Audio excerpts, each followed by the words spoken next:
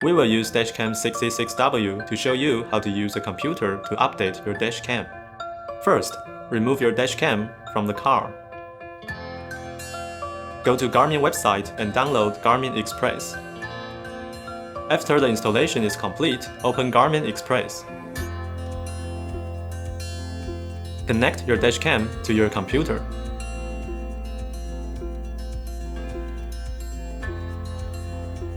Select Add a device.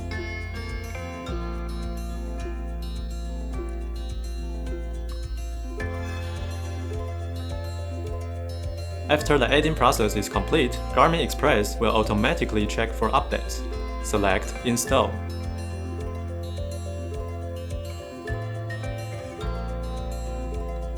After the process is complete, remove your device.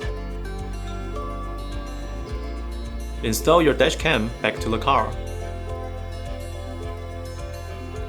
Once the device is powered, it will start updating automatically.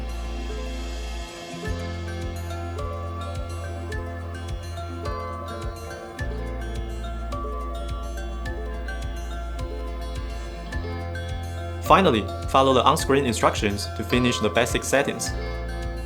And that's it. Thank you for watching.